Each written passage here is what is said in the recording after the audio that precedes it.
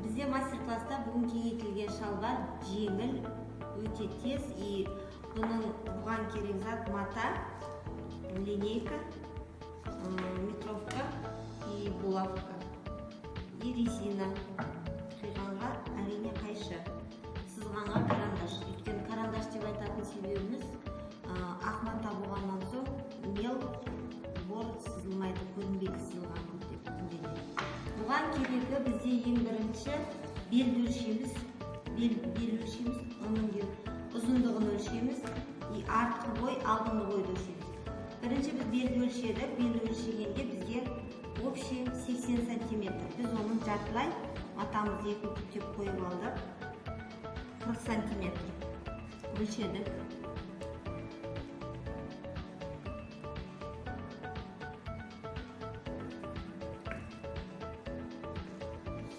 Одан ұзындығын өлшейміз. Ұзындығы 123.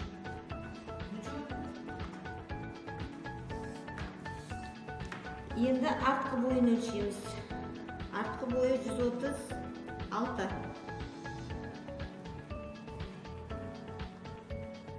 Алдыңғы бойын өлшейміз. Алдыңғы бойы 125. Бәрін өлшеп сызғаннан соң сызып алдық біз уже. Енді қайшымен қиямыз.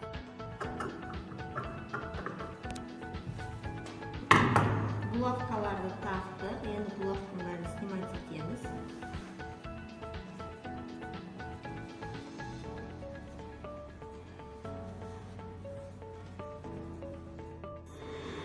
Прямой строчкамен оверлок екеуі бірге жүреді. Профессиональный машина болған соң. 5 жіппен тігіледі. Біреуі тігіске, үшеуі оверлокқа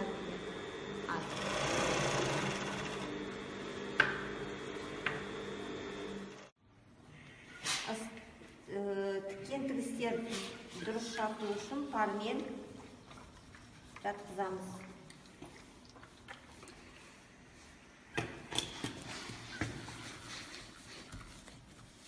Дұрыс шетіне қайырып тігістерді жатқызамыз.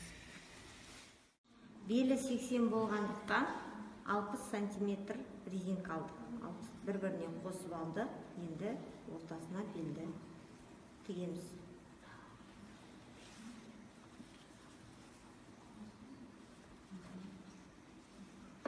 Шалбарды барып тігіп, енді балағын оверловать етіп алып келіп, қайырып, үттіктеп, 30 сантиметрден дайындап қойған резинкамызды енді осы балаққа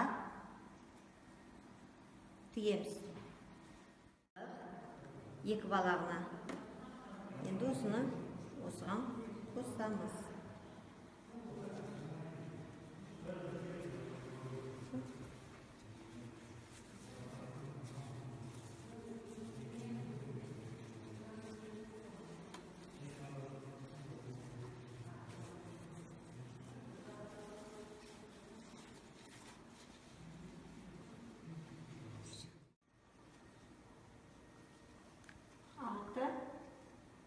Алды. Мастер-класстың арқараты жалғастырамыз. Қалған матамыздан жакет тігеміз. Жакетіміздің ені жарты метр, мына жағы 1 метр. 1 метрді екіге бөліп, ортасынан бұл мастер-класста 15 минуттық жакет. Иық керек, и артқы бой ғана керек. Иықты өлшедік, 15 сантиметр қалдырдық, жағасы мен иығы екеуіне. Ал артқы бойға также 15 сантиметр қалдырдық. Енді 15 сантиметр қойғаннан соң жең шығарамыз. Жеңнің бойы 12 сантиметр қалдырдық. 12 сантиметрді сызып аламыз.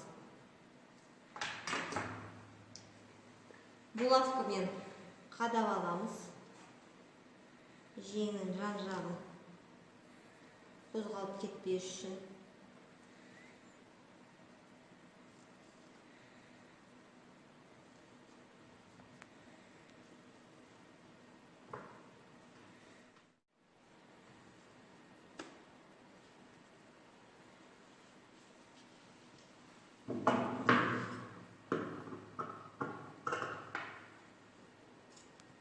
Koltuk oyuncusu.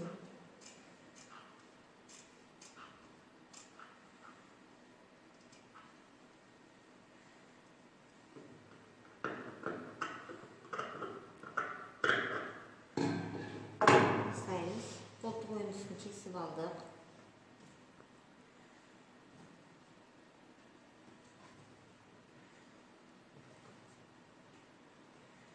Ендігі бізге керегі, егерде өзіңізге қалауыңыз бойынша 4 бұрышты қалауыңыз келсе, 4 бұрышқа қалдыруға болады.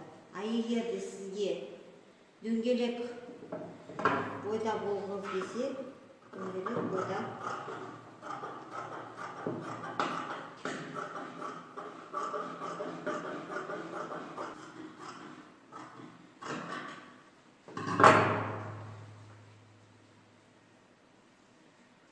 осындай жакет болып шықты. Головканы алып тастаймыз. Тастаған жакетімізді адырлауға жетіп аламыз. Жан жақтарын бәрін.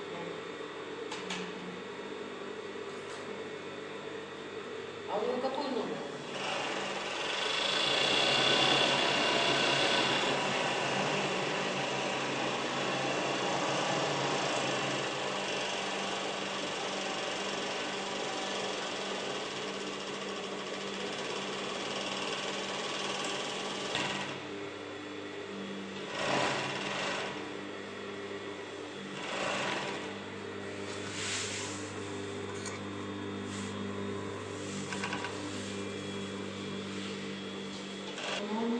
Кевин также уравнен, адырлау жасай саламыз.